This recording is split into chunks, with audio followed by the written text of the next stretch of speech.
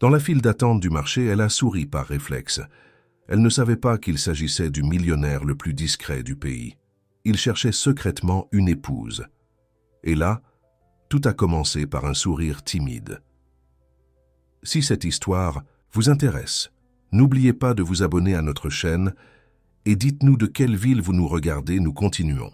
Le soleil du matin filtrait à travers les rideaux du petit appartement de Sophie Dupont dans le quartier de Montmartre, à Paris.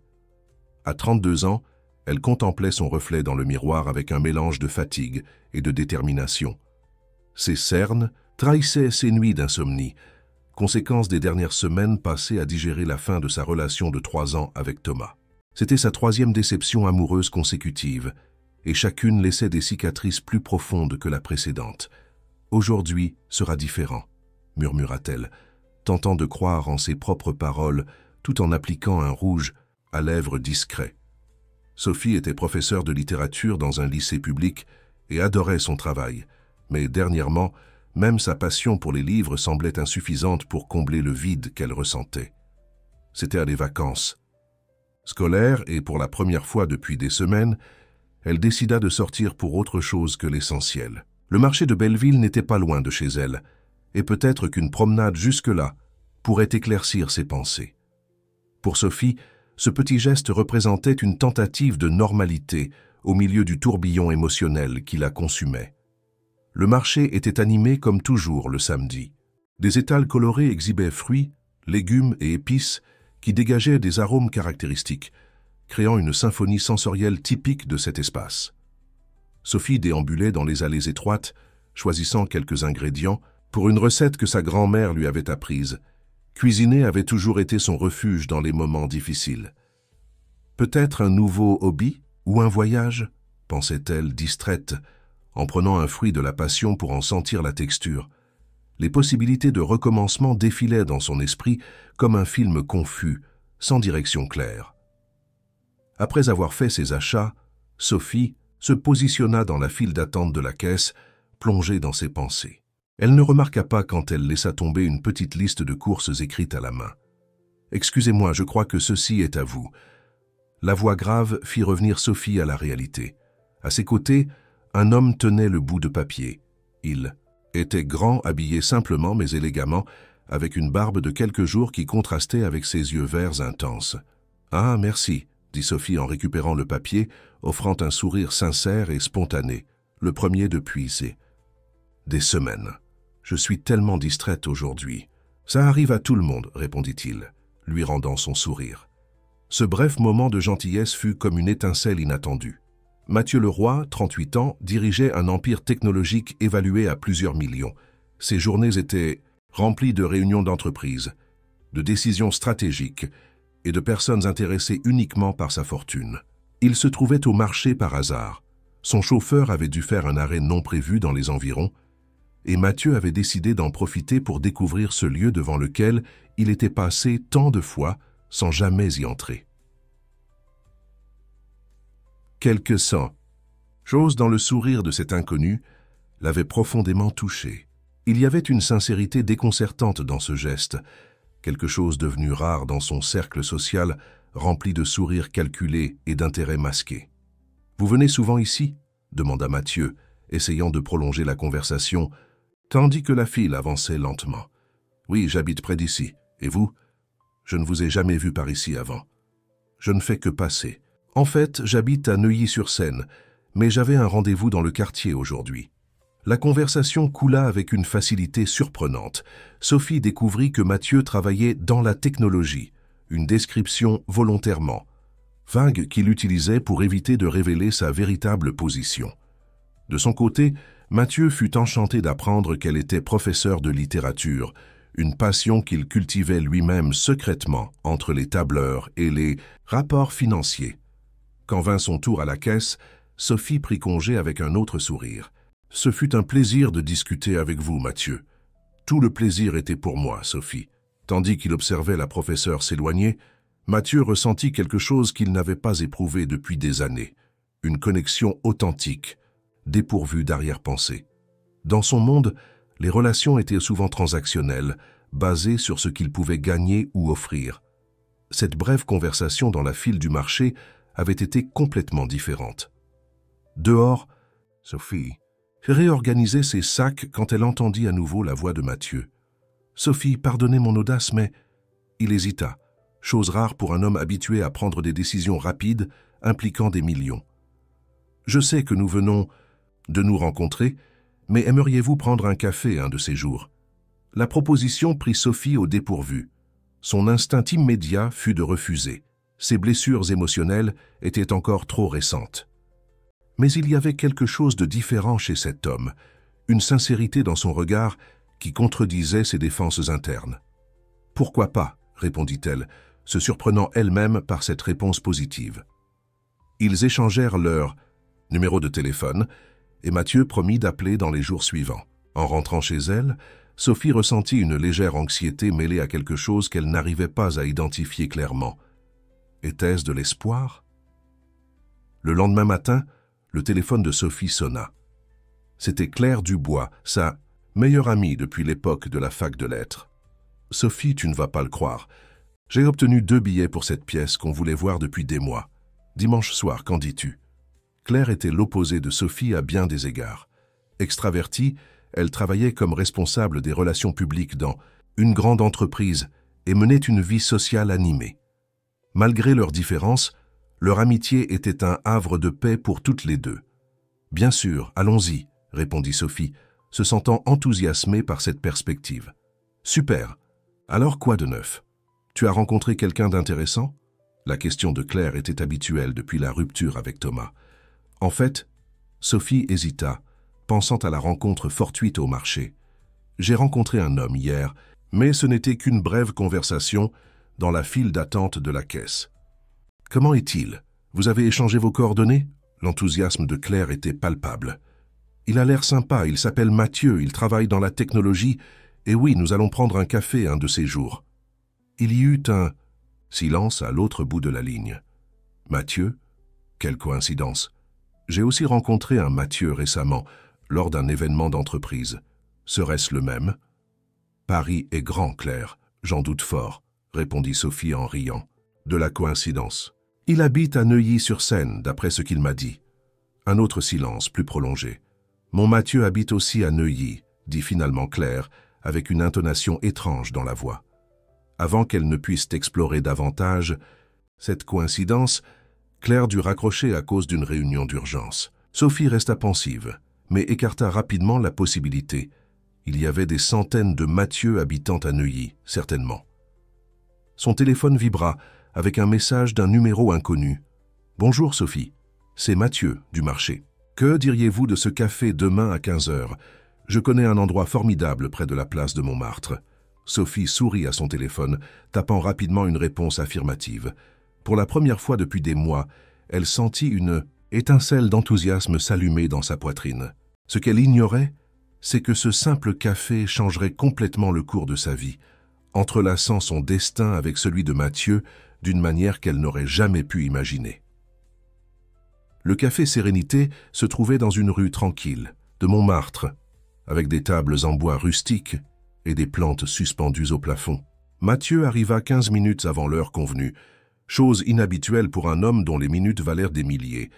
Il choisit une table discrète au fond de l'établissement, loin des fenêtres donnant sur la rue.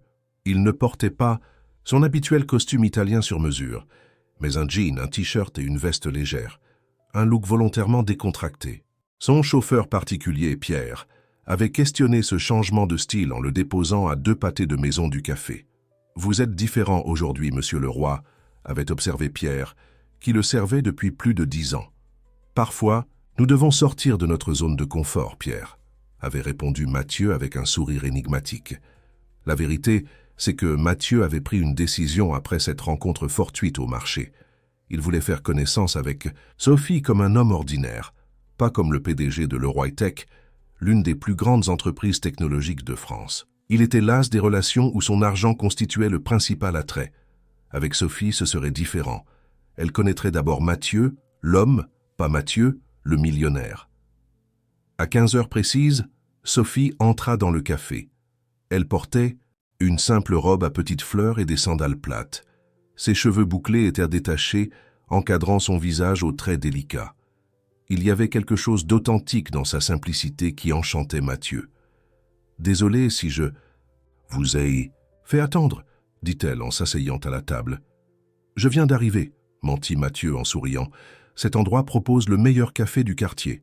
Je l'ai découvert par hasard lors d'une visite chez un client. » La conversation coula naturellement entre eux. Sophie parla de sa passion pour la littérature, de ses élèves adolescents et des défis d'enseigner dans un lycée public de la périphérie parisienne.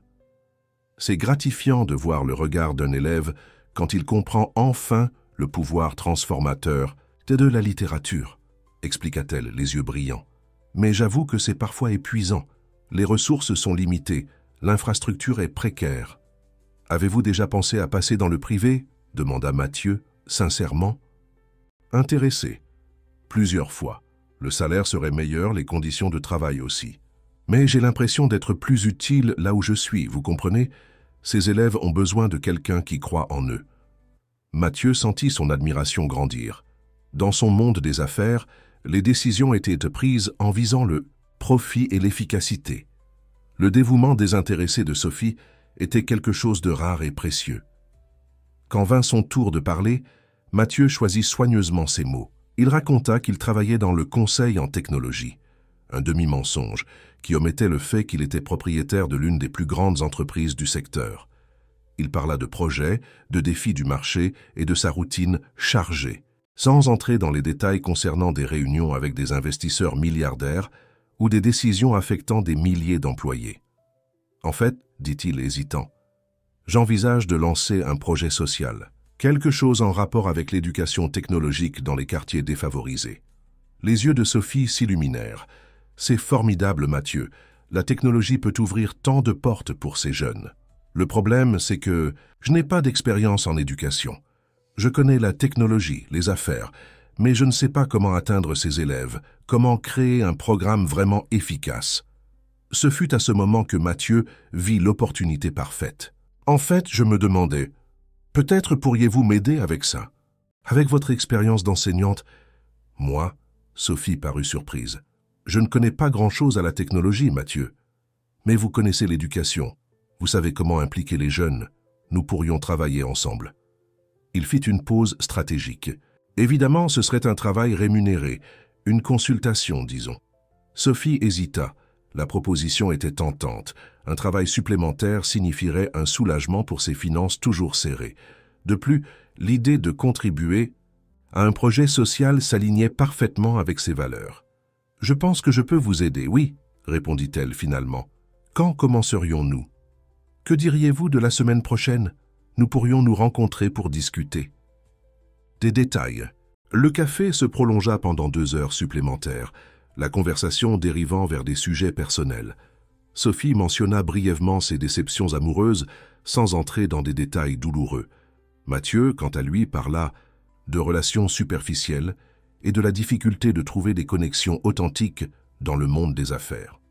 En se séparant à la porte du café, il y avait une électricité palpable entre eux. Mathieu résista à l'envie d'appeler son chauffeur et à la place marcha quelques pâtés de maison, savourant la sensation d'être simplement un homme ordinaire dans un après-midi ordinaire à Paris. Une expérience qu'il n'avait pas eue depuis des années. La semaine suivante, ils se retrouvèrent, cette fois dans un espace de coworking loué par Mathieu spécialement pour l'occasion. C'était assez modeste pour ne pas éveiller les soupçons, mais confortable pour de longues heures de travail. « Alors, comment imaginez-vous ce projet ?» demanda Sophie, un cahier ouvert devant elle. Mathieu avait préparé une présentation simplifiée, omettant délibérément les ressources réelles qu'il prévoyait d'investir. Il parla d'ateliers de programmation, de dons d'ordinateurs reconditionnés et de mentorat pour les jeunes intéressés par les carrières technologiques. Au fur et à mesure qu'ils travaillaient ensemble, Sophie impressionnait de plus en plus Mathieu par son intelligence, sa créativité et son dévouement sincère. Elle proposa des adaptations au projet initial, le rendant plus accessible et pertinent pour la réalité des jeunes de banlieue. « Vous avez une vision unique, Sophie », la complimenta Mathieu, sincèrement impressionné. « Vous transformez complètement ce projet. » Les semaines passèrent et les rencontres professionnelles commencèrent à prendre une tournure personnelle. Dîner après les réunions, messages échangés tard dans la nuit, confidences partagées. Mathieu se sentait de plus en plus attiré non seulement par la beauté de Sophie, mais surtout par son authenticité, chose rare dans son cercle social. Pendant ce temps, Sophie commençait à remettre en question sa propre résistance. Après tant de déceptions, elle avait érigé des murs autour de son cœur, mais Mathieu semblait trouver des brèches dans ses défenses avec une facilité déconcertante. Un soir, après une longue session de travail, Mathieu l'invita à dîner dans un restaurant simple du centre-ville. « Vous, faites une boîte à surprise, Mathieu », commenta Sophie tout en savourant un risotto. Un consultant en technologie qui connaît les meilleurs restaurants cachés de Paris. Mathieu sourit, ressentant une pointe de culpabilité pour la mascarade qu'il maintenait. « Il y a beaucoup plus à mon sujet que vous ne savez pas encore », répondit-il sur un ton plus sérieux qu'il ne l'aurait voulu. « Vraiment, comme quoi ?» le provoqua-t-elle, se penchant légèrement sur la table.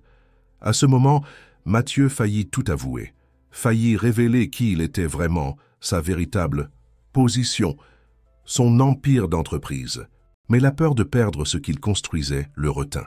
« Comme le fait que je tombe amoureux de vous », dit-il à la place, se surprenant lui-même par l'honnêteté de cet aveu. Sophie rougit intensément, détournant le regard. « Mathieu, je ne sais pas si je suis prête pour ça. Je traite encore beaucoup de choses, ma dernière relation. »« Je comprends, » l'interrompit-il doucement. « Je ne vous mets pas la pression. Je voulais juste que vous le sachiez. » Le dîner se termina dans une atmosphère d'attente. À la porte du restaurant, Mathieu prit doucement la main de Sophie, s'approchant lentement. Le baiser fut bref, mais chargé de promesses silencieuses.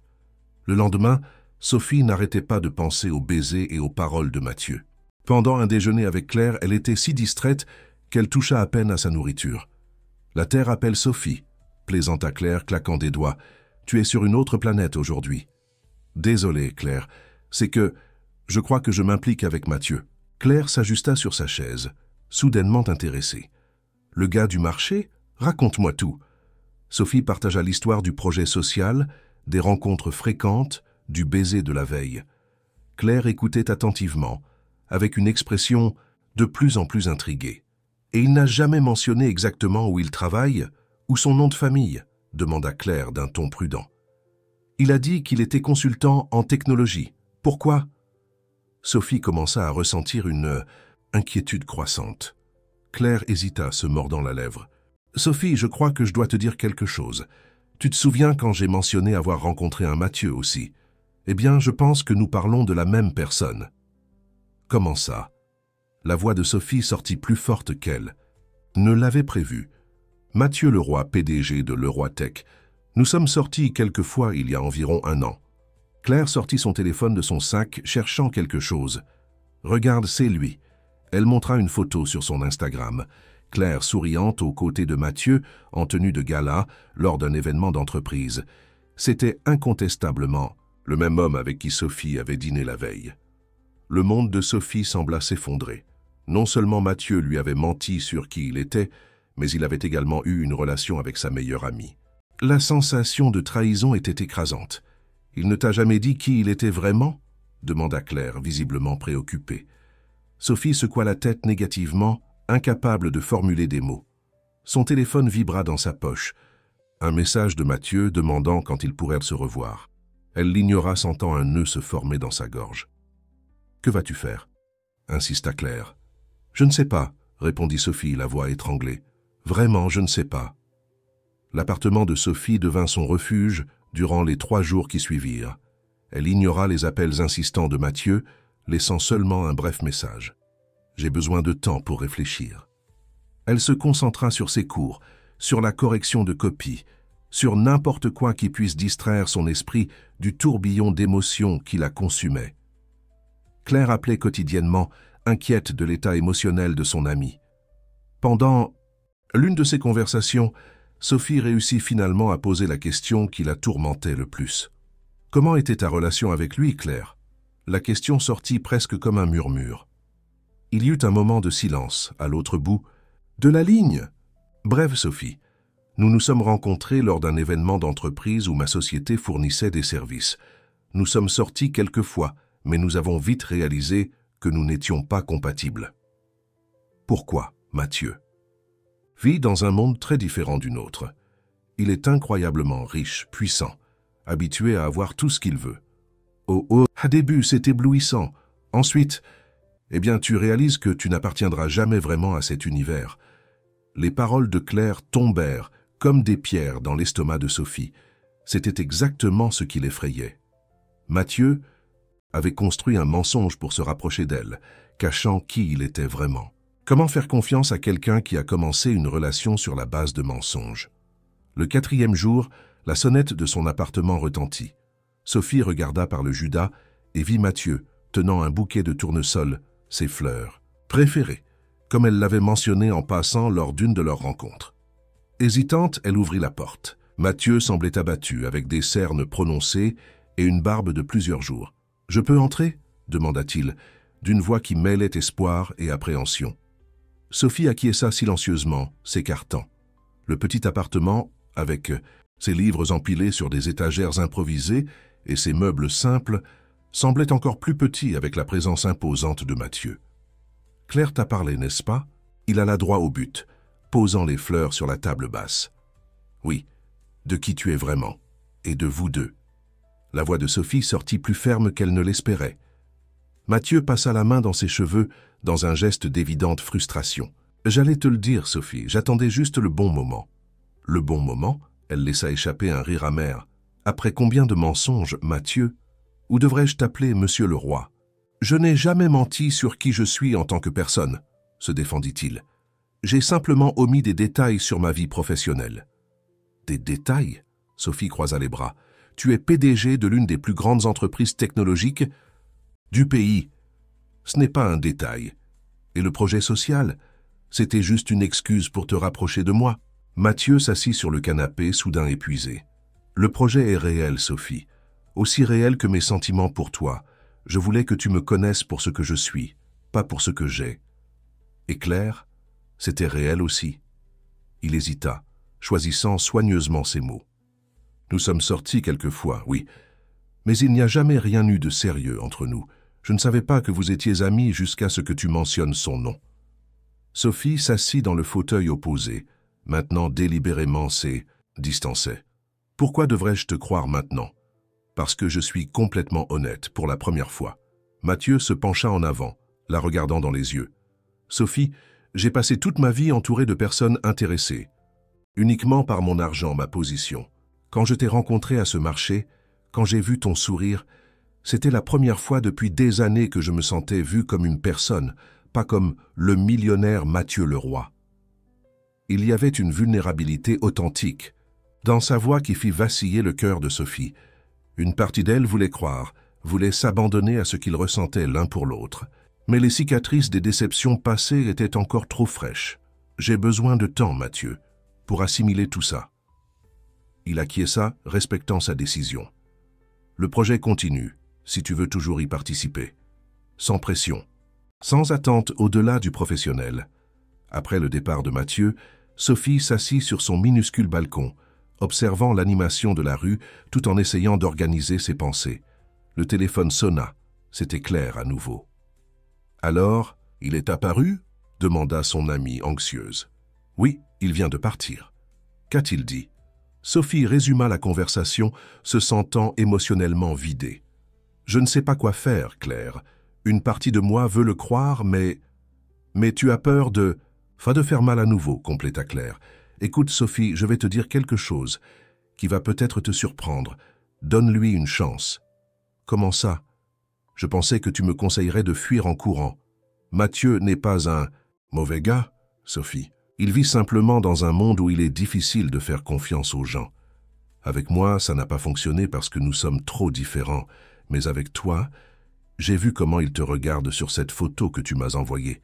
C'est différent. » Les paroles de Claire résonnèrent dans l'esprit de Sophie tout le reste de la journée. Le soir, cédant presque à l'impulsion d'appeler Mathieu, elle fut surprise par un coup à la porte. Ce n'était pas Mathieu, comme elle l'espérait. Secrètement, c'était Thomas Martin, son ex-petit ami, avec qui elle avait rompu 8 mois auparavant. « Thomas, que fais-tu ici ?» demanda-t-elle, complètement abasourdie. Thomas, avec ses yeux bruns expressifs et ce sourire en coin qu'il avait autrefois charmé, semblait nerveux. « Pouvons-nous parler ? Je promets de ne pas prendre trop de ton temps. » À contre-cœur, Sophie le laissa entrer. Thomas avait été sa relation là, plus longue. 3 ans de hauts et de bas, se terminant quand il accepta une offre d'emploi à Lyon sans même la consulter. « Je suis revenu à Paris », annonça-t-il, s'asseyant là où Mathieu était assis quelques heures plus tôt. « L'entreprise a ouvert un bureau ici et m'a proposé le transfert. »« C'est bien pour toi, » répondit Sophie, gardant une distance de sécurité. « Sophie, j'ai commis une erreur. J'aurais dû me battre davantage pour notre relation. » Il la regarda intensément. « Je n'ai jamais cessé de penser à toi, à nous. » La confession prit Sophie au dépourvu. Des mois auparavant, elle aurait tout donné pour entendre ces mots. Maintenant, elle ne ressentait qu'un étrange malaise. « Thomas, beaucoup de choses ont changé. »« je sais, l'interrompit-il anxieux. « Je ne te demande pas une réponse maintenant. Je voulais juste que tu saches que je suis de retour et que, que je ressens toujours quelque chose pour toi. » Quand Thomas partit finalement, après avoir promis d'appeler dans les jours suivants, Sophie s'assit sur son lit, complètement épuisée. L'univers semblait lui jouer un tour. Après des mois de solitude, il y avait maintenant 2 hommes dans sa vie, tous deux éveillant des émotions contradictoires.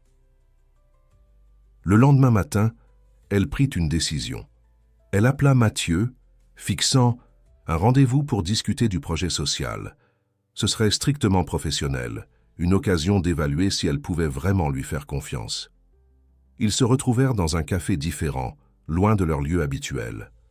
Mathieu arriva ponctuellement, vêtu d'un costume discret qui coûtait certainement plus que plusieurs mois du salaire de Sophie.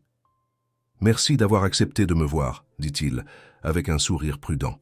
« Je suis ici pour le projet, » répondit Sophie, gardant un ton neutre. « Je pense qu'il est trop important pour être abandonné pour des questions personnelles. » Mathieu acquiesça, respectant la barrière qu'elle établissait.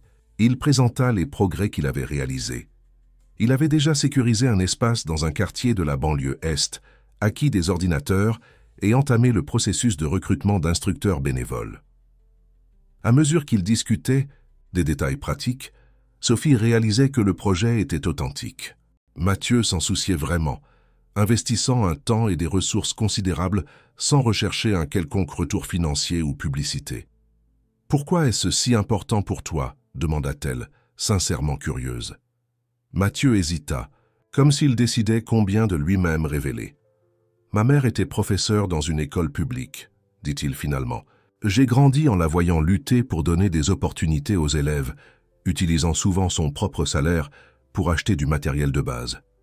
Quand j'ai fondé mon entreprise et commencé à avoir du succès, je me suis promis que je ferais quelque chose pour changer cette réalité. » C'était la première fois qu'il mentionnait sa famille, et il y avait une vulnérabilité authentique dans sa voix qui toucha Sophie. « Elle doit être très fière de toi, » commenta-t-elle doucement.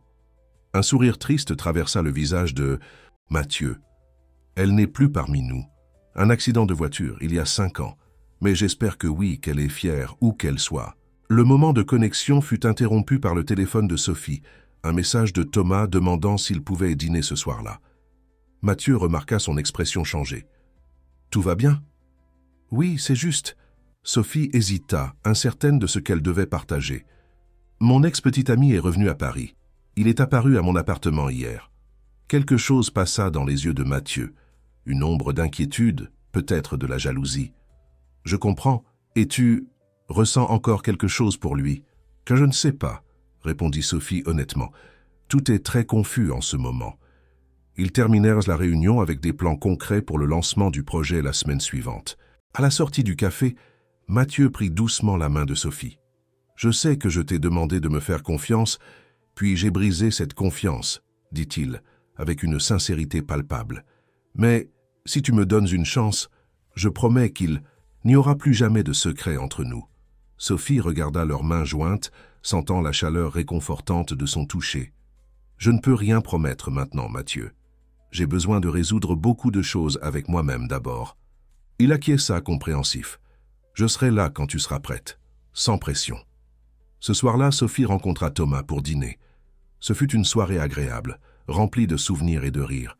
Thomas était familier, confortable, représentant une partie importante de son passé, Mais quand il essaya de l'embrasser en la quittant, Sophie recula instinctivement. « Désolé, je ne suis pas prête, » murmura-t-elle. Thomas sourit, compréhensif. « C'est bon, nous avons le temps. » Allongée, dans son lit, cette nuit-là, Sophie fixait le plafond, plus confuse que jamais.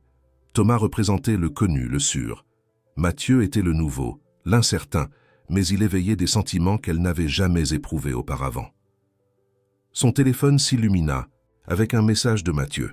« Je voulais juste te souhaiter bonne nuit et te dire que, peu importe ce que tu décides, le projet continue. Ces jeunes méritent cette opportunité. » Sophie sourit à son téléphone, sentant une vague d'affection. Peut-être, juste peut-être, cela valait-il la peine de risquer à nouveau. Mais d'abord, elle devait être absolument certaine de ses propres sentiments. La semaine précédant le lancement du projet social fut un tourbillon pour Sophie. Pendant la journée, elle enseignait avec son enthousiasme habituel, essayant de garder l'esprit occupé. Le soir, elle alternait entre des réunions avec Mathieu pour finaliser les détails du projet et des rencontres décontractées avec Thomas, qui semblait déterminé à la reconquérir. Claire observait la situation avec une inquiétude croissante. « Sophie, tu te partages entre deux hommes complètement différents, » commenta-t-elle lors d'un déjeuner dominical au parc Monceau. « Ça ne finira pas bien. »« Je ne me partage pas, » protesta Sophie, donnant des miettes de pain au canard du lac. « Je suis simplement en train d'explorer des possibilités. » Claire leva les yeux au ciel. « Bien sûr, et lequel fait battre ton cœur plus fort ?» La question resta sans réponse, flottant dans l'air tandis que Sophie contemplait la surface paisible du lac. La vérité, c'est qu'elle ne savait pas. Thomas représentait le confort, la familiarité, une histoire partagée. Mathieu était l'intensité, le mystère, de nouvelles possibilités. « Peut-être as-tu besoin d'un signe de l'univers » plaisanta Claire, toujours la plus spirituelle des deux. Ce fameux signe arriva le mardi, 2 jours avant l'inauguration du centre communautaire qui abriterait le projet social. Sophie était au milieu d'un cours lorsque la coordinatrice pédagogique frappa à la porte, demandant à lui parler de toute urgence. « Sophie, il y a un homme à l'accueil. Il dit que c'est urgent », informa la coordinatrice avec une expression intriguée. « Il semble important. » Confuse, Sophie demanda aux élèves de continuer la lecture du texte et se dirigea vers l'accueil. Son cœur faillit s'arrêter quand elle vit Mathieu, impeccablement vêtu d'un costume bleu marine, conversant avec la secrétaire de l'école, qui semblait absolument charmée.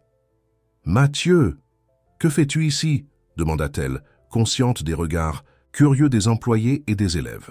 « Désolé d'apparaître ainsi, » répondit-il, semblant véritablement gêné. « Mais nous avons un problème avec le centre communautaire. La mairie remet en question la cession de l'espace pour le projet. Nous devons y aller maintenant. »« Maintenant ? Je suis en plein cours. »« Je sais, je sais. » Mathieu passa la main dans ses cheveux dans un geste d'évidente frustration. « Mais l'adjoint au maire ne peut nous recevoir qu'aujourd'hui. Si nous manquons cette réunion, nous pourrions perdre l'espace. » La coordinatrice, qui assistait à la scène avec un intérêt, mal dissimulé, intervint. « Vas-y, Sophie. Je peux couvrir ton cours pour le reste de la période. » À contre-cœur, Sophie accepta. Quelques minutes plus tard, elle était sur la banquette arrière d'une voiture de luxe avec chauffeur, aux côtés de Mathieu, se dirigeant vers le centre-ville. « Désolé. Pour ça, dit-il visiblement tendu. Je ne serais pas venu à l'école si ce n'était pas vraiment urgent. »« Ce n'est rien, » répondit Sophie, essayant encore d'assimiler la situation. « Mais comment la mairie peut-elle remettre en question? L'espace, maintenant? Je pensais que tout était réglé. » Mathieu expliqua qu'un conseiller municipal avait remis en question la cession de l'immeuble public pour un projet privé, alléguant un possible conflit d'intérêts. « C'est tout politique, » conclut-il, avec un dégoût évident. « Quelqu'un à la mairie n'a pas aimé voir mon nom associé au projet. » Quand ils arrivèrent au siège de la direction des affaires sociales, Sophie remarqua immédiatement le changement dans le comportement de Mathieu. L'homme détendu et accessible laissa place au PDG puissant, avec une présence qui dominait l'environnement. Les employés le saluaient respectueusement, les portes s'ouvraient littéralement sur son passage. Pendant la réunion avec le directeur, un homme d'âge moyen, à l'air perpétuellement préoccupé, Mathieu exposa les avantages du projet avec éloquence et fermeté. Sophie admira sa capacité de négociation, la façon dont il articulait ses arguments, fermes sans être agressif. « Vous comprenez que nous parlons d'opportunités réelles pour les jeunes de banlieue, n'est-ce pas ?» argumenta Mathieu à un moment donné. « Des jeunes qui, sans projet comme celui-ci, ont peu de chances d'accéder au marché de la technologie. » Quand le directeur hésita, mentionnant des questions bureaucratiques, Mathieu joua son atout. « Monsieur le directeur, si vous préférez, je peux emmener ce projet dans une autre ville. Je suis sûr que les maires de Saint-Denis ou de Montreuil seraient enthousiastes à l'idée de l'investissement et de la visibilité. » La mention de la concurrence entre villes sembla faire effet. À la fin de la réunion, le directeur garantit que l'espace serait maintenu à condition que le projet offre un quota de places pour les jeunes indiqués par les centres communaux d'action sociale.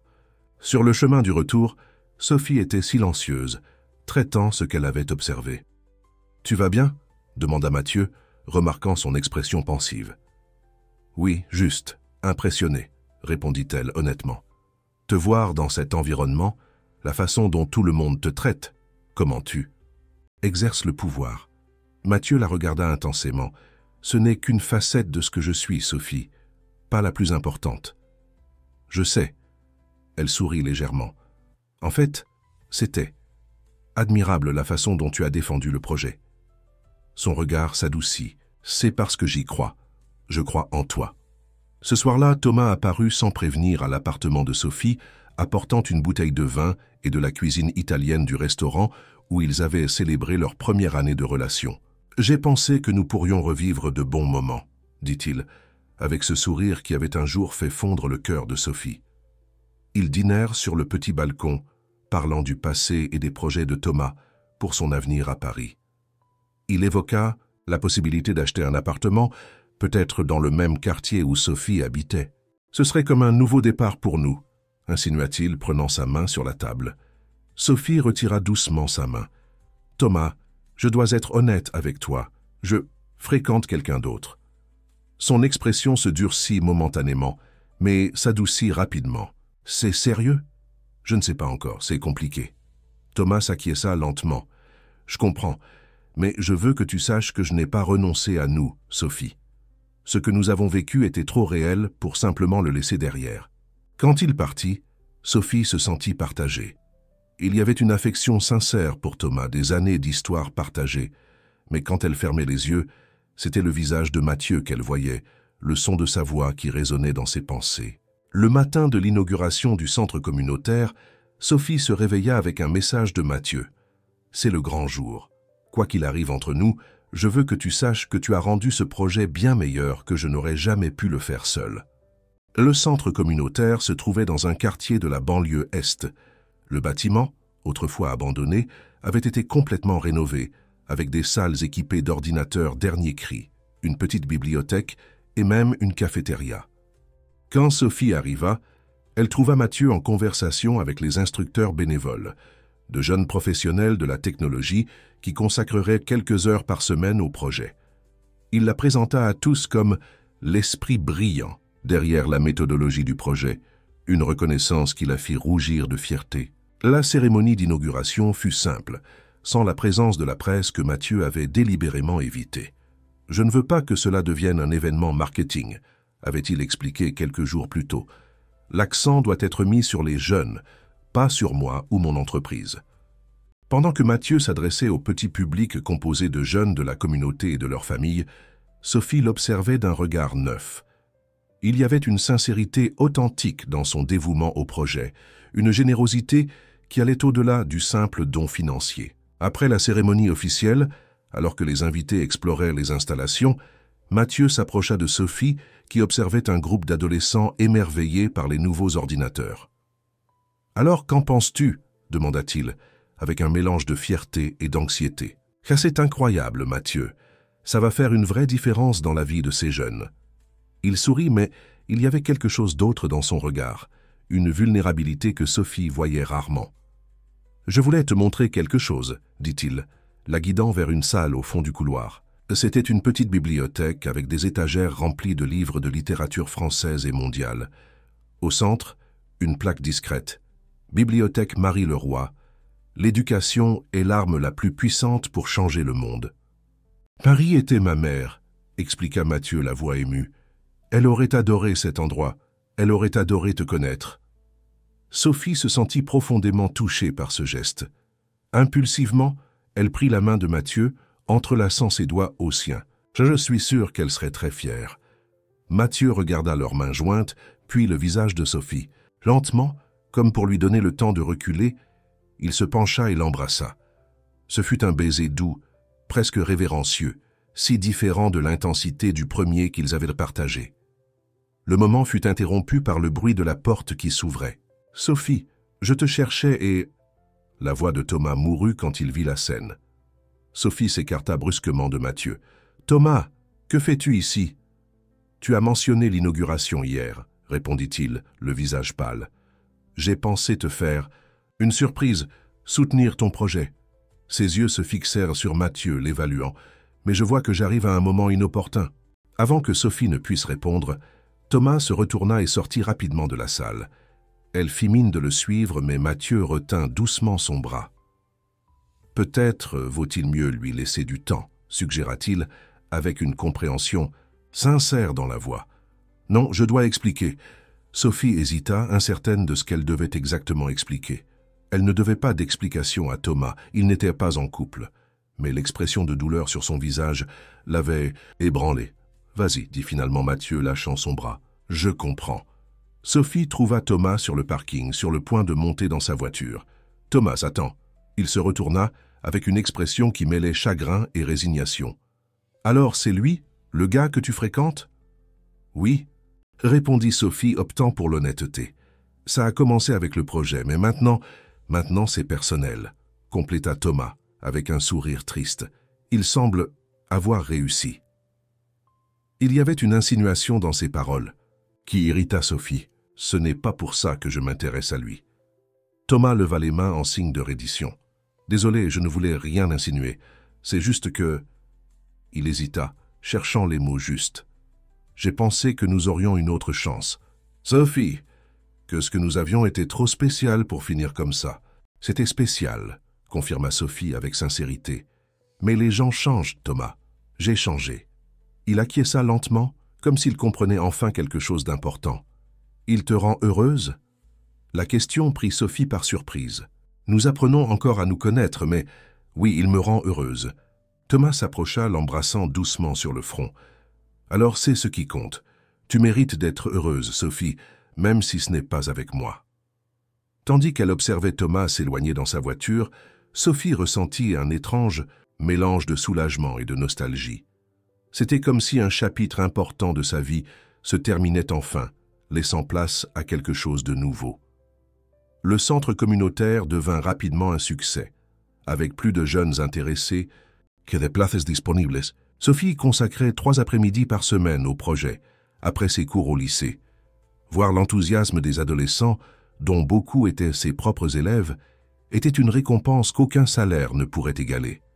Mathieu apparaissait fréquemment, toujours discrètement, sans l'appareil qui accompagnait normalement le PDG d'une entreprise milliardaire. Il observait les cours à distance, échangeait des idées avec les instructeurs bénévoles et, occasionnellement, s'asseyait à côté d'un jeune particulièrement intéressé, offrant des conseils personnalisés. La relation entre Sophie et Mathieu évoluait à pas prudents. Des dîners après les activités au centre, de longues conversations sur les livres, les films et les rêves, des baisers de plus en plus intenses lors des adieux. Mais chaque fois que Mathieu suggérait de l'emmener chez lui ou de la présenter à son cercle social, Sophie reculait. « Je ne suis pas encore prête à entrer dans ce monde », expliquait-elle, faisant référence à l'univers de luxe et de pouvoir qu'il habitait. Mathieu respectait ses limites, mais Sophie percevait sa frustration croissante. « Je ne veux pas cacher ce que je ressens pour toi », dit-il un soir en la raccompagnant chez elle. « Je veux que tous sachent que nous sommes ensemble. » « Nous sommes ensemble ?» le taquina Sophie, avec un sourire timide. Mathieu prit son visage entre ses mains, la regardant intensément. « Nous le sommes, n'est-ce pas? Parce que pour moi c'est réel, Sophie, plus réel que tout ce que j'ai vécu. » Son cœur s'accéléra à cette déclaration.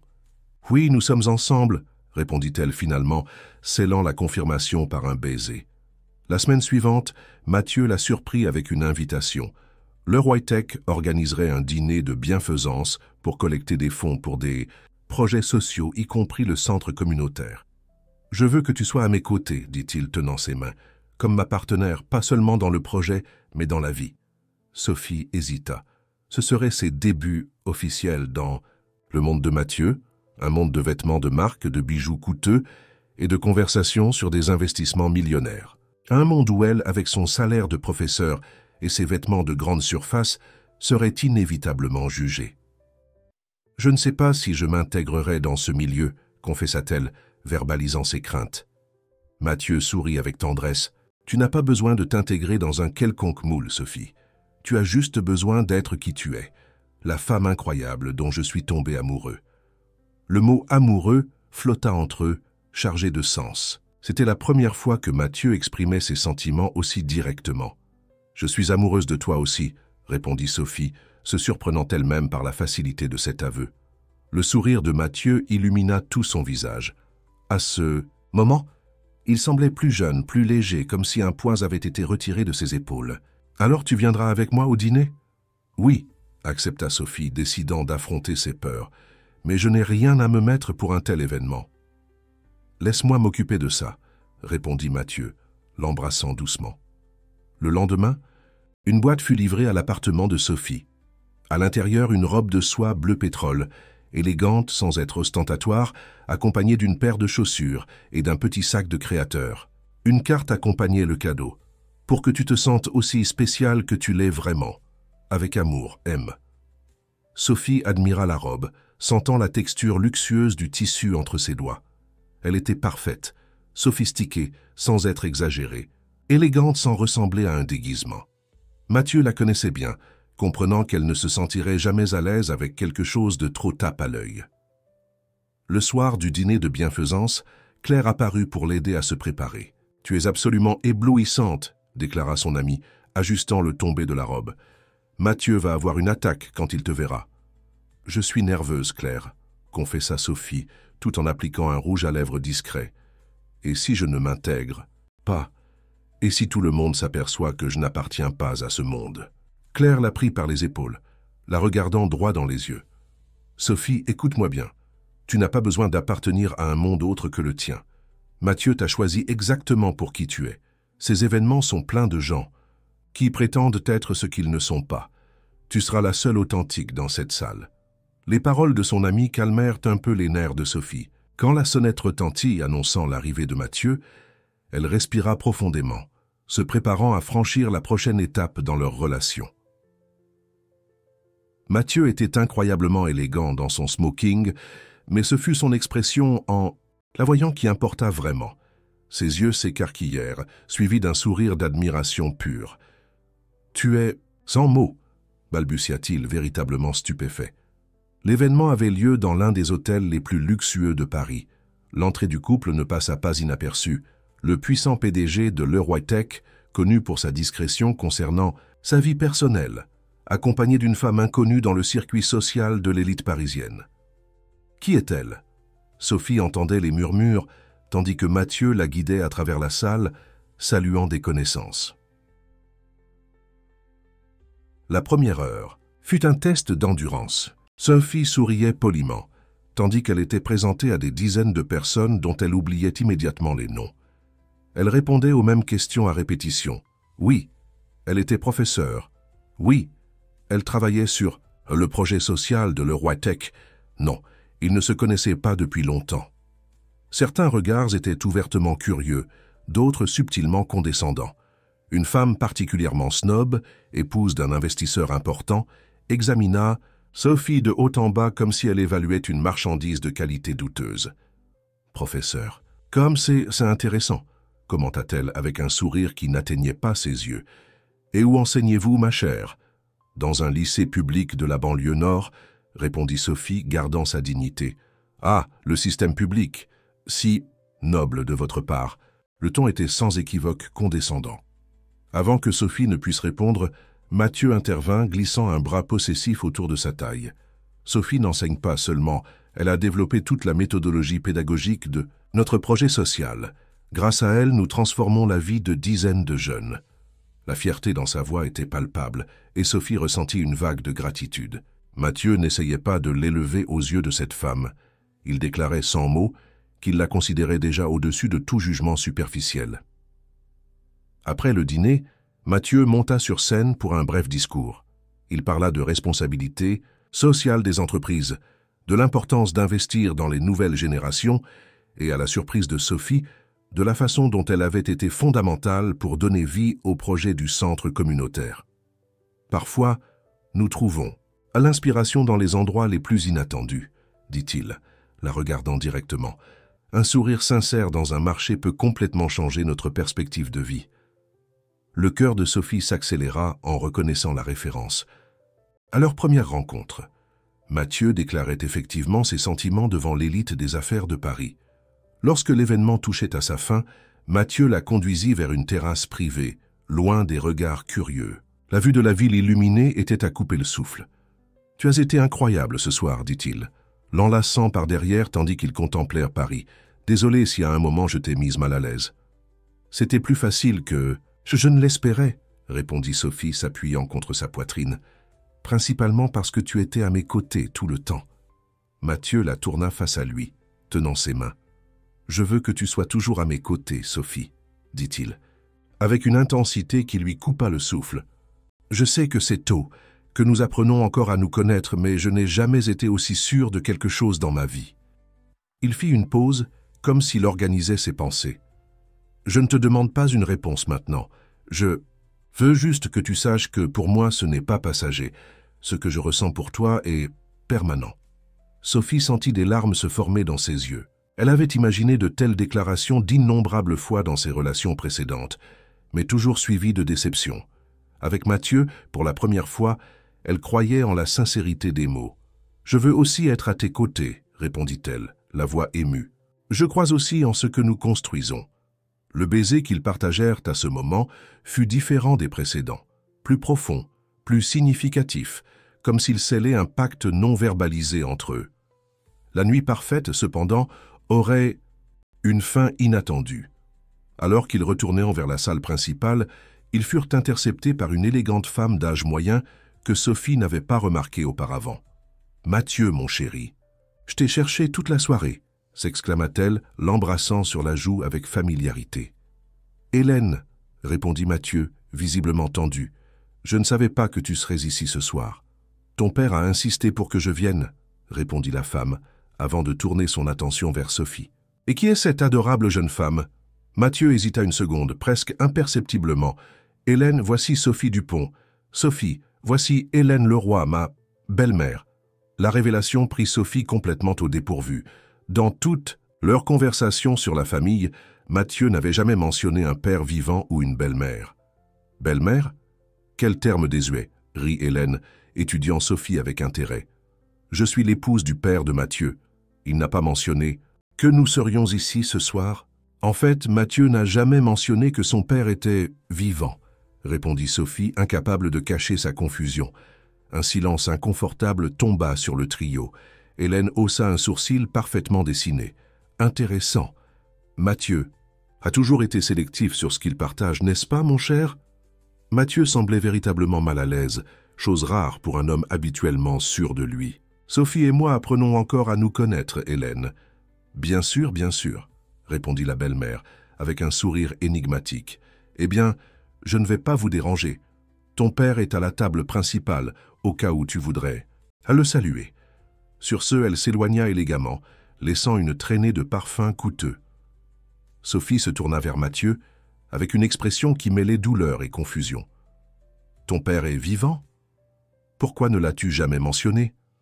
Mathieu passa la main dans ses cheveux, un geste que Sophie reconnaissait désormais comme un signe de nervosité. « C'est compliqué, Sophie. Ma relation avec mon père est difficile. » Difficile au point de faire comme s'il n'existait pas. La voix de Sophie sortit plus forte qu'elle ne l'avait prévu, attirant des regards curieux. « Tu viens de faire un discours sur la confiance et l'honnêteté, Mathieu. Et pendant tout ce temps, tu as omis quelque chose d'aussi fondamental que l'existence de ton propre père. Pouvons-nous en parler ailleurs ?» demanda-t-il, visiblement mal à l'aise avec l'attention qu'il commençait à attirer. Non. Nous ne pouvons pas, répondit Sophie, sentant une colère croissante. Tu m'as demandé de te faire confiance, de croire qu'il n'y aurait plus de secret entre nous, et maintenant ça. Sophie, s'il te plaît. Je dois partir, déclara-t-elle s'éloignant. J'ai besoin de réfléchir.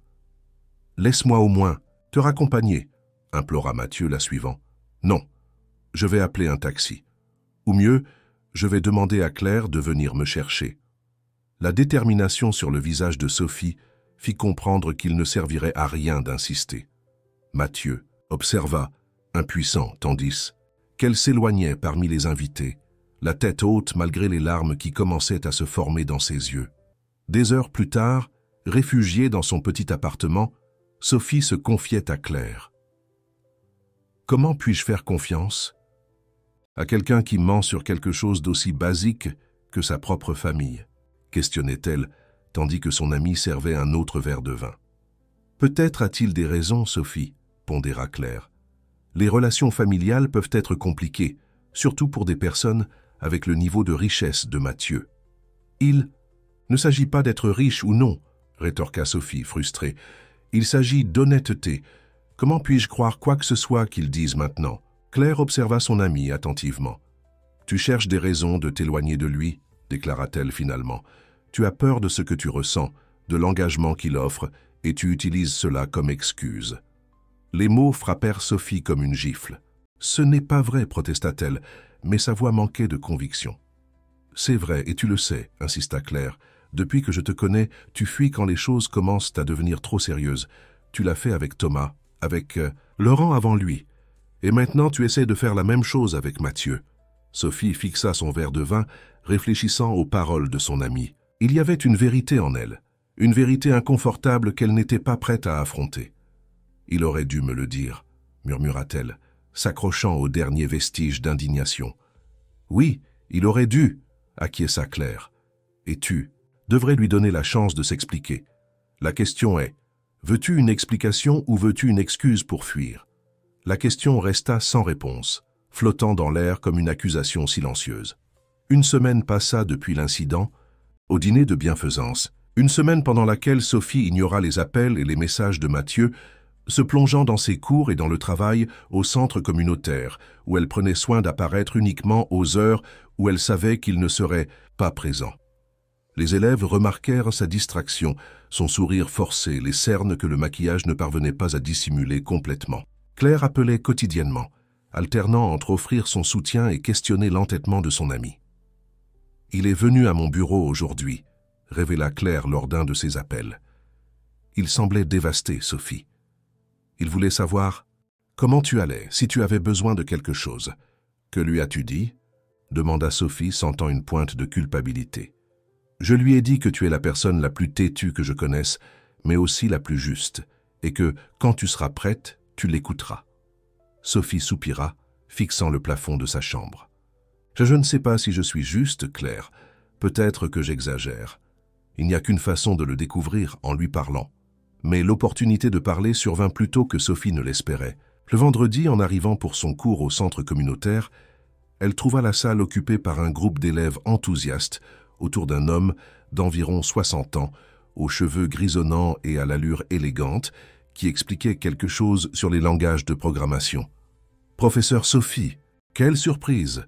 s'exclama l'un des coordinateurs, remarquant son arrivée. « Voici Monsieur Robert Leroy. Il s'est proposé pour donner une conférence sur l'intelligence artificielle aux élèves avancés. » Le nom de famille frappa Sophie comme un éclair. Elle observa l'homme plus attentivement, notant la ressemblance subtile avec Mathieu dans les yeux, dans la forme du visage. « Monsieur Leroy, voici la professeure Sophie Dupont, responsable de la méthodologie pédagogique du projet. » Continua le coordinateur, ignorant le tourbillon d'émotions qui traversait Sophie. Robert Leroy se tourna vers elle, tendant la main avec un sourire cordial. « Ah, je rencontre enfin la fameuse professeure Dupont. Mon fils parle beaucoup de vous. »« Votre fils ?» répéta Sophie, feignant de ne pas comprendre la connexion tout en serrant sa main automatiquement. « Mathieu », clarifia Robert, avec une lueur d'amusement dans les yeux. « Il a mentionné que vous êtes l'âme de ce projet. Je comprends maintenant pourquoi. » Déconcertée, Sophie marmonna quelque chose à propos de vérifier une autre salle et se retira rapidement. Dans le couloir, elle s'adossa au mur, essayant de calmer sa respiration. Le père de Mathieu était là, au centre communautaire, interagissant avec les élèves comme si c'était quelque chose de complètement normal. Ses pensées furent interrompues par l'arrivée d'une figure familière. Mathieu s'arrêta à quelques mètres de distance, clairement surpris de la voir. « Sophie, » dit-il, avec une voix qui mélangeait soulagement et appréhension. « Je ne savais pas que tu serais ici aujourd'hui. »« Visiblement, » répondit-elle, avec plus de froideur qu'elle ne l'avait voulu. « Ton père donne une conférence. Intéressant, considérant que, selon toi, il ne fait pas partie de ta vie. » Mathieu s'approcha prudemment, comme quelqu'un qui craint d'effrayer un animal farouche. « Je n'ai jamais dit qu'il ne faisait pas partie de ma vie. J'ai dit que notre relation était compliquée. Compliquée au point de ne jamais le mentionner dans toutes nos conversations. « Pouvons-nous parler ailleurs ?» demanda Mathieu, regardant autour de lui. « S'il te plaît. » Quelque chose dans la vulnérabilité de son regard fit céder Sophie. Elle le suivit jusqu'à une petite salle de réunion vide au fond du couloir. Mathieu ferma la porte et se tourna vers elle, visiblement épuisé. « Je n'ai pas bien dormi depuis cette nuit-là, » confessa-t-il, passant la main sur son visage. « Tu m'as beaucoup manqué, Sophie. » Elle croisa les bras, maintenant une distance émotionnelle. « Je t'écoute. Pourquoi n'as-tu jamais mentionné ton père ?» Mathieu s'assit, l'invitant à faire de même. Quand Sophie resta debout, il soupira profondément. « Mon père et moi avons une relation tumultueuse, » commença-t-il, choisissant ses mots avec soin. « Il a fondé l'Eurotech il y a 30 ans. C'était un visionnaire en technologie, mais un père absent. Quand ma mère est décédée dans l'accident, quelque chose s'est brisé entre nous. » Sophie écoutait attentivement, notant la douleur sincère dans sa voix. « Il a épousé Hélène moins d'1 an après, » continua Mathieu. « Une femme 20 ans plus jeune que lui, que je croyais intéressée uniquement par son argent. Nous nous sommes complètement éloignés. J'ai pris la direction de l'entreprise. Il s'est retiré pour une retraite anticipée. Nous nous voyons lors de réunions du conseil, occasionnellement lors d'événements familiaux, mais c'est superficiel. »« Pourquoi ne m'as-tu jamais raconté cela ?» demanda Sophie, adoucissant un peu le ton. « Honnêtement, parce que je ne le considère pas comme une partie significative de ma vie. Et peut-être... » Mathieu hésita, comme s'il admettait quelque chose à lui-même pour la première fois. « Peut-être parce que j'ai honte de notre relation dysfonctionnelle, de ne pas avoir réussi à lui pardonner pleinement. » L'honnêteté crue de la confession toucha Sophie. Lentement, elle s'assit sur la chaise en face de lui. Et que fait-il ici aujourd'hui? Un sourire triste traversa le visage de Mathieu. Ironie du sort. Après cette soirée au dîner, nous avons eu une conversation. La première vraie conversation en années. Je lui ai parlé du projet, de toi, de comment tu m'avais enseigné l'importance d'être complètement honnête. Il fit une pause, la regardant directement. Il s'est proposé pour aider. Il a dit qu'il voulait connaître la femme qui m'avait transformé. Sophie sentit son cœur se serrer. Il y avait une vulnérabilité chez Mathieu qu'elle voyait rarement. Le puissant PDG cédant la place à l'homme avec des insécurités et des regrets comme n'importe qui d'autre. « J'aurais dû te le dire, » admit-il, avec une sincérité palpable. « À propos de mon père, d'Hélène, de toute cette partie de ma vie. Mais je craignais que tu me vois différemment, que tu réalises que, malgré tout le succès professionnel, je suis un désastre en relation familiale. » Mathieu, Sophie, rompit finalement le silence, incapable de maintenir la posture rigide face à tant d'honnêteté. Nous avons tous des relations compliquées, des parties de notre vie que nous préférons ne pas discuter. Ce qui m'a blessé, ce n'est pas ce que tu as caché, mais le fait que tu l'aies caché après tout ce que nous avons dit sur la confiance. Je sais, admit-il, baissant la tête, et je n'ai pas d'excuses. Je peux seulement promettre que dorénavant, il n'y aura plus de secret. Aucun. Sophie étudia son visage, cherchant des signes de dissimulation, mais ne vit que de la sincérité.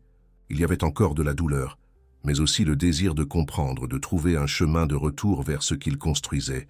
« J'ai besoin de temps, » dit-elle finalement, « pour assimiler tout cela. » Mathieu acquiesça, respectant sa décision. « Je comprends. Je veux juste que tu saches que je serai là, à t'attendre, aussi longtemps qu'il le faudra. » Quand ils se séparèrent, il y avait une trêve silencieuse entre eux. Ce n'était pas une réconciliation complète, mais un premier pas. Le dimanche suivant, Sophie corrigeait des copies dans son appartement quand la sonnette retentit. Elle n'attendait pas de visite, surtout si tôt. En ouvrant la porte, elle trouva seulement un petit paquet sur le sol, enveloppé dans un simple papier Kraft. À l'intérieur, il y avait un carnet artisanal avec une couverture en cuir. En l'ouvrant, elle trouva la première page remplie de la calligraphie élégante de Mathieu. Sophie, ce carnet contient toutes les histoires que je n'ai jamais racontées, sur mon enfance, ma famille, mes peurs et mes rêves, des choses que je n'ai jamais partagées avec personne, mais que je veux partager avec toi. Parce que tu mérites de connaître toutes les parties de moi, même celles que j'essaie de me cacher à moi-même. Quand tu seras prête, je serai là pour répondre à toute question que ce carnet pourrait susciter. Avec amour, Mathieu. Les pages suivantes contenaient des récits détaillés, l'enfance privilégiée mais solitaire, la relation distante avec le père workaholic, le refuge qu'il trouvait dans les livres que sa mère, professeure comme Sophie, lui présentait, la douleur écrasante quand elle décéda, la colère quand le père se remaria si rapidement, les années de thérapie pour faire face à la perte et à l'abandon, les réussites professionnelles qui ne semblaient jamais suffisantes pour combler le vide émotionnel. Sophie lut tout d'une traite, se sentant de plus en plus proche de l'homme derrière l'entrepreneur à succès. C'était un geste si intime, si vulnérable, qu'elle ne put contenir ses larmes. À la fin du carnet, il y avait une enveloppe. À l'intérieur, un dessin simple, presque enfantin, un visage souriant, comme ceux que font les enfants. En dessous, une seule phrase. « C'est le sourire qui a changé ma vie ce jour-là au marché. » Ce geste simple, presque puéril dans son innocence, brisa les dernières résistances de Sophie. Voilà l'homme derrière la fortune et le pouvoir. Quelqu'un capable de s'exprimer avec la sincérité maladroite d'un enfant, se révélant complètement vulnérable. Sans y réfléchir à deux fois, elle prit son téléphone et appela Mathieu. « J'ai reçu ton carnet, » dit-elle dès qu'il décrocha. « Et le dessin. »« C'est terrible, je sais, » répondit-il avec un rire nerveux. « Je n'ai jamais eu de talent pour l'art. »« C'est parfait, » contredit Sophie, sentant les larmes revenir.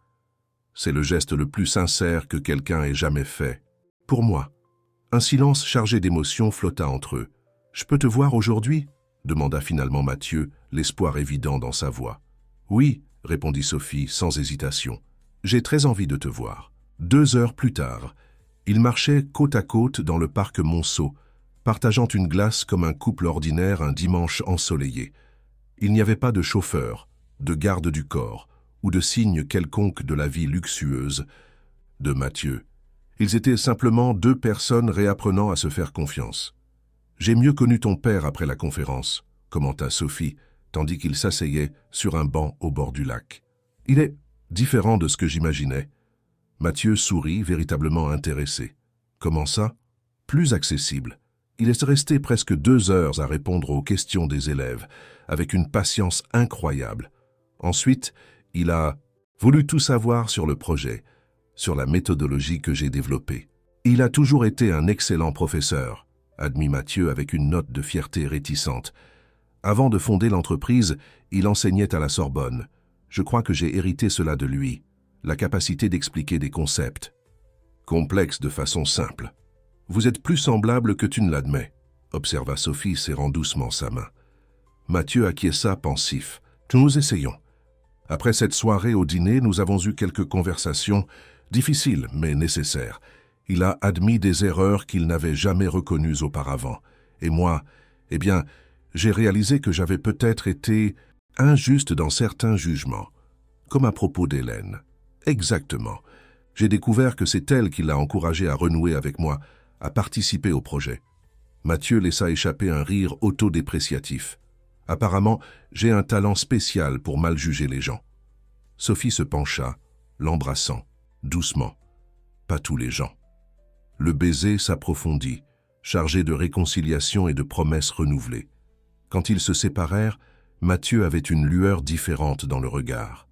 « J'ai une autre surprise pour toi, » dit-il avec un sourire énigmatique. « Quelque chose que je prépare depuis des semaines, même avant notre pause. »« Quoi ?» demanda Sophie, intriguée. « J'ai obtenu l'approbation du ministère de l'Éducation pour un programme pilote. Le projet du centre communautaire sera étendu à 5 autres quartiers, avec toi comme coordinatrice pédagogique générale. Mathieu fit une pause, observant sa réaction. C'est un poste à temps plein, avec un salaire significativement plus élevé que ce que tu reçois actuellement. Tu pourrais te détacher du lycée, te concentrer complètement sur le développement du programme. Sophie resta momentanément sans voix.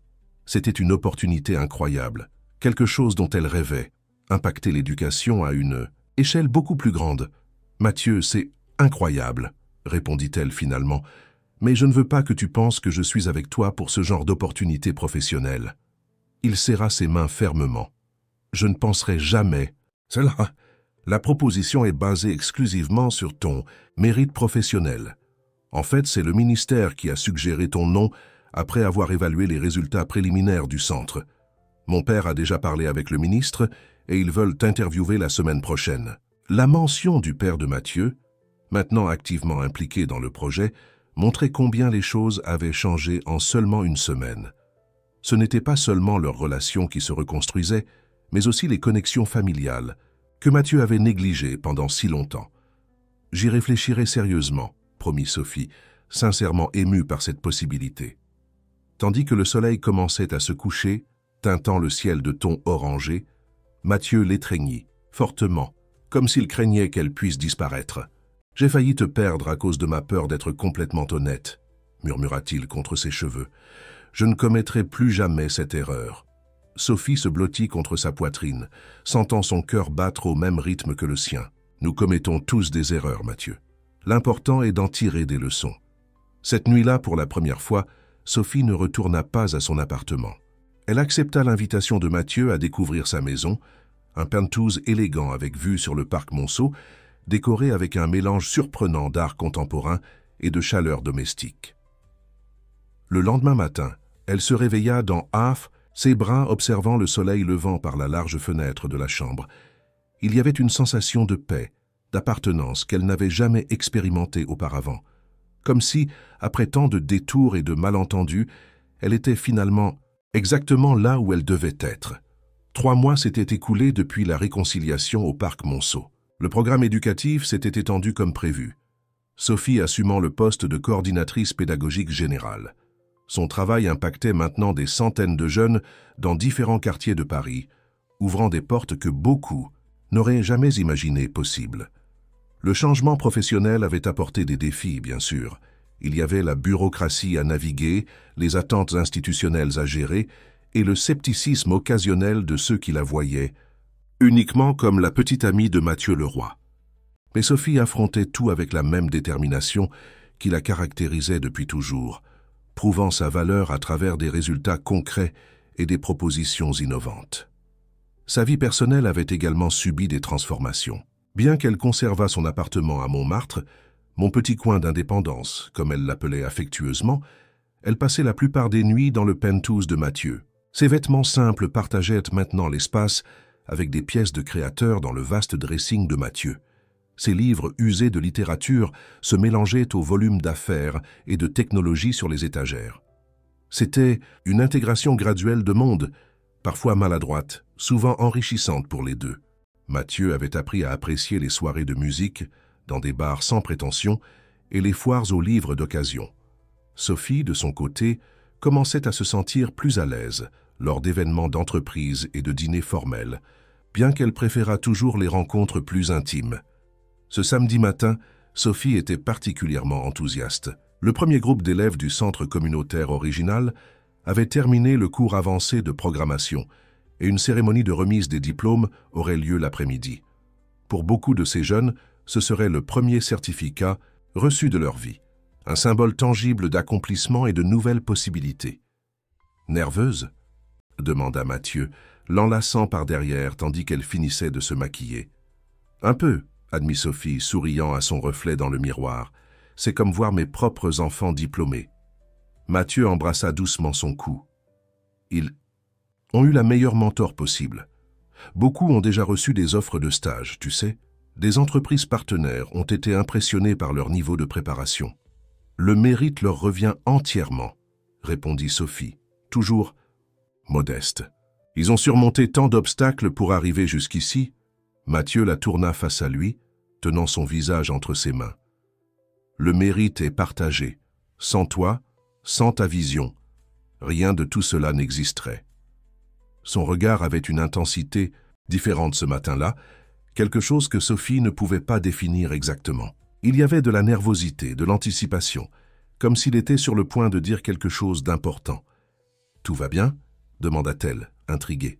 « Parfait », répondit Mathieu avec un sourire énigmatique. « Je pensais juste à comment. Ma vie a changé depuis ce jour au marché. » Avant qu'il ne puisse poursuivre la conversation, le téléphone de Sophie sonna. C'était Claire, confirmant sa présence à la cérémonie de remise des diplômes. Ces derniers mois, son amie était devenue une présence constante lors des événements du projet, offrant bénévolement ses compétences en relations publiques. La cérémonie devait se tenir dans l'auditorium d'une université partenaire, un espace beaucoup plus vaste et prestigieux que le modeste centre communautaire. Quand Sophie et Mathieu arrivèrent, le lieu était déjà presque complet. Famille des diplômés, bénévoles, représentants d'entreprises partenaires et même quelques secrétaires ministériels. À la surprise de Sophie, Thomas était également présent, conversant avec animation avec un groupe d'instructeurs bénévoles. Après la confrontation au centre communautaire des mois auparavant, il s'était complètement éloigné. Le voir là, apparemment à l'aise, était inattendu. « C'est... » commença Mathieu, remarquant la direction du regard de Sophie. « Thomas. »« Oui, » confirma-t-elle tout aussi surprise. « Je ne savais pas qu'il viendrait. » Mathieu acquiesça sans montrer d'inconfort. Ces derniers mois, il avait développé une assurance dans leur relation qui rendait inutile la jalousie ou les insécurités. « Je vais vérifier quelques détails avec l'équipe technique. Je te retrouve dans quelques minutes. » Tandis que Mathieu s'éloignait, Thomas s'approcha de Sophie avec un sourire sincère. « Salut, Sophie.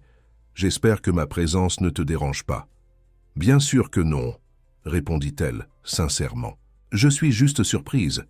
Comment as-tu su pour l'événement ?»« Claire me l'a dit. J'ai pensé que ce serait intéressant de connaître ce projet qui a changé ta vie. » Il y avait une acceptation tranquille dans sa voix, sans l'amertume des premières rencontres. « Je suis impressionnée par ce que vous avez construit ici. »« Merci, » répondit Sophie, véritablement touchée par ce geste. « Ça signifie beaucoup pour moi. » Thomas hésita, comme s'il organisait ses pensées. « Tu sais, Sophie, j'ai mis du temps à comprendre, mais maintenant je vois clairement. Toi et moi, nous fonctionnions bien ensemble, mais nous n'avons jamais eu ça. » Il fit un geste autour de lui, indiquant l'environnement, le projet, la nouvelle vie qu'elle avait construite. Nous n'avons jamais eu un objectif partagé, quelque chose de plus grand que nous-mêmes. L'observation surprit Sophie par sa perspicacité. C'était vrai, sa relation avec Thomas avait été confortable, affectueuse, mais il manquait la dimension de croissance mutuelle, de construction commune, qu'elle partageait maintenant avec Mathieu. « Tu sembles heureuse, » continua Thomas avec un sourire sincère, rayonnante en fait, et c'est tout ce que j'ai toujours souhaité pour toi, même si ce n'est pas avec moi. Sophie sentit ses yeux s'embuer devant la générosité de ses paroles. « Merci, Thomas. Vraiment. » Il haussa les épaules, avec un sourire légèrement mélancolique. « Je suis juste honnête. D'ailleurs, j'ai aussi des nouvelles. J'ai rencontré quelqu'un, une collègue de travail. C'est encore récent, mais ça semble prometteur. »« C'est merveilleux !» s'exclama Sophie, sincèrement heureuse pour lui. « J'espère la rencontrer un jour. »« Certainement, » répondit Thomas avant de regarder sa montre. « Bon, je pense que la cérémonie va bientôt commencer. Je vais trouver ma place. Bonne chance sur scène, professeur. » En le regardant s'éloigner, Sophie ressentit une sensation de clôture, comme si un chapitre important de sa vie était enfin conclu de manière pacifique. Il n'y avait plus de questions émotionnelles en suspens, seulement l'affection et le respect qui demeurent lorsque l'amour romantique se transforme en quelque chose de différent. La cérémonie fut émouvante. 25 jeunes, la plupart entre 16 et 20 ans, reçurent leur certificat sous des applaudissements enthousiastes. Sophie, sur scène aux côtés de Mathieu et Robert Leroy, dont la présence dans la vie de son fils était devenue de plus en plus fréquente, ne pouvait contenir ses larmes en écoutant les discours de remerciement. La professeure Sophie nous a enseigné que la connaissance ne concerne pas seulement les codes et les algorithmes, déclara l'une des diplômées, une jeune fille de 17 ans de la banlieue. Il s'agit de croire que nous pouvons rêver au-delà des limites que le monde tente de nous imposer. Quand vint son tour de parler, Sophie était émotionnellement submergée. Elle regarda l'assistance, les jeunes avec leurs certificats, les familles fières, les bénévoles dévoués, Claire souriante avec encouragement, Thomas applaudissant sincèrement, et Mathieu, dont les yeux reflétaient un amour si évident qu'il était presque palpable. Quand nous avons commencé ce projet, commença-t-elle, la voix légèrement tremblante, nous parlions d'enseigner la technologie, d'ouvrir des portes vers le marché du travail.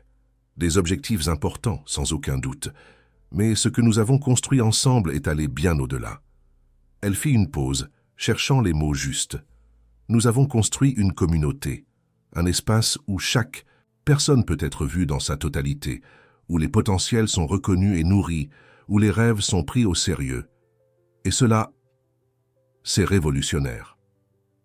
Ses yeux rencontrèrent ceux de Mathieu, tandis qu'elle continuait. J'ai appris que les plus grandes transformations commencent par des gestes simples. Un sourire dans la file d'attente du marché, une main tendue offrant de l'aide, le courage de faire confiance, même quand cela semble impossible. Mathieu sourit, reconnaissant les références à leur propre histoire. Il y avait quelque chose dans son regard, un mélange de fierté, d'amour et d'une anxiété presque imperceptible qui intriguait Sophie. Après la cérémonie formelle, il y eut une petite réception. Sophie circulait parmi les invités, recevant des félicitations et écoutant des histoires d'impact du projet, quand Mathieu demanda son attention. « Pourrais-tu m'accompagner un moment ?» demanda-t-il avec une formalité inhabituelle. « Il y a quelque chose que je dois te montrer. » Intriguée, Sophie le suivit jusqu'à une petite salle adjacente à l'auditorium. À sa surprise, elle y trouva Claire, Robert, Hélène et même Thomas déjà réunis, tous avec des expressions expectatives. « Que se passe-t-il » demanda-t-elle confuse. Mathieu sourit nerveusement, prenant ses mains. « Sophie Dupont, quand nous nous sommes rencontrés à ce marché, j'étais un homme qui avait tout et rien en même temps. Le succès professionnel, le confort matériel, mais un vide qu'aucune réussite ne pouvait combler. » Il fit une pause, visiblement ému. « Ton sourire ce jour-là a tout changé. Non seulement parce qu'il était beau et il l'est, mais parce qu'il était authentique, sans arrière-pensée, sans attente. C'était simplement toi, étant toi-même. » Sophie sentit son cœur s'accélérer, commençant à comprendre ce qui se passait. « Ces derniers mois, tu m'as enseigné des leçons qu'aucun MBA ou cours de direction n'aurait jamais pu, » continua Mathieu. « Sur l'honnêteté, même quand ça fait mal, sur la vulnérabilité comme force, non comme faiblesse, sur la construction de quelque chose, de plus grand que nous-mêmes. » Il lâcha une de ses mains pour atteindre quelque chose dans sa poche. « Quand je pense à mon avenir maintenant, je ne vois pas seulement des stratégies d'affaires ou des objectifs d'entreprise. Je te vois, à mes côtés, me défiant, me soutenant, m'aimant exactement comme je suis, avec toutes mes imperfections. » Mathieu ouvrit une petite boîte en velours, révélant une bague avec un unique diamant, élégante, discrète, parfaitement adaptée au style de Sophie. « Je ne t'offre pas un conte de fées, parce que la vie réelle est bien plus complexe et intéressante. Je t'offre un partenariat, un voyage que nous construirons ensemble, jour après jour, nous choisissant l'un l'autre même quand ce sera difficile. »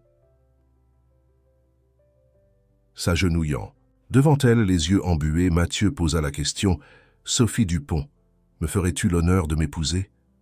Le temps sembla se figer. Sophie regarda l'homme agenouillé devant elle.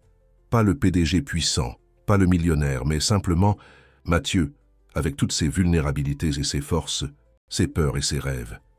Elle regarda les personnes réunies dans la salle, Claire pleurant ouvertement, Robert avec une fierté paternelle évidente, Hélène souriant avec encouragement, Thomas acquiesçant discrètement, dans un geste final d'adieu et de bénédiction. Et alors, le cœur débordant de certitude et d'amour, Sophie répondit « Oui, 1000 fois oui ». La salle explosa en applaudissements et félicitations, tandis que Mathieu glissait la bague à son doigt tremblant. Le baiser qu'ils partagèrent fut une promesse silencieuse, d'honnêteté, de partenariat et du type d'amour qui se construit jour après jour, choix après choix. Plus tard, quand ils se retrouvèrent enfin seuls dans un coin tranquille de la réception, Sophie prit le visage de Mathieu entre ses mains. « Tu sais ce qui me surprend le plus dans tout ce parcours ?» demanda-t-elle, les yeux brillants. « Quoi ?» répondit-il, enchanté par son bonheur. Que quelque chose d'aussi simple qu'un sourire dans la file d'attente d'un marché ait pu changer complètement nos vies. Qu'une rencontre fortuite ait pu nous mener exactement là où nous devions être. Mathieu embrassa doucement la paume de sa main. « Je ne crois pas que c'était fortuit. Je crois que certaines personnes sont destinées à se rencontrer. Peu importe combien les circonstances semblent improbables. » Le romantique incurable derrière l'homme d'affaires pragmatique, le taquina Sophie, riant doucement. « Seulement avec toi, » répondit-il, l'attirant plus près. « Toujours seulement avec toi. » Tandis que la fête continuait autour d'eux, Sophie pensa à toutes les décisions, grandes et petites, qui l'avaient amenée à ce moment. La décision de sourire à un étranger au marché, d'accepter un café, de faire confiance à nouveau malgré les cicatrices passées, de pardonner quand il aurait été plus facile de simplement s'éloigner. L'amour, réalisa-t-elle, n'était pas seulement un sentiment passif qui nous arrive. C'était une série de choix actifs, renouvelés quotidiennement. Le choix de voir l'autre dans sa totalité, de grandir ensemble à travers les défis, de construire quelque chose de significatif qui transcende la relation elle-même. Et là, dans les bras de Mathieu, avec le poids réconfortant de la bague à son doigt et l'avenir s'ouvrant devant elle, Sophie fit ce choix une fois de plus. Le choix d'aimer avec tous les risques et les récompenses que cela impliquait, la plus grande et la plus courageuse aventure de toutes. Le lendemain, en se réveillant ensemble dans le penthouse, qu'ils ressentaient maintenant véritablement comme un foyer partagé, Mathieu traça doucement le contour du visage de Sophie. « Adé, quoi penses-tu » demanda-t-elle, remarquant son regard contemplatif. « À combien la vie est imprévisible » répondit-il. « Il y a 1 an, j'étais un homme seul, caché derrière le succès professionnel et des murs émotionnels. Maintenant, je suis ici avec toi sur le point de fonder une famille, reconnectée avec mon père, dirigeant des projets qui comptent vraiment. » Sophie sourit, se blottissant plus près. « Et tout cela parce que tu as décidé de parler à une inconnue distraite au marché. »« La meilleure décision que j'ai jamais prise, » affirma Mathieu, l'embrassant doucement. Tandis que le soleil du matin illuminait la chambre, les baignant d'une lumière dorée qui semblait bénir leur union, tous deux savaient qu'ils avaient trouvé quelque chose de rare et précieux. Un amour né du hasard, renforcé par les défis, et choisi consciemment chaque jour avec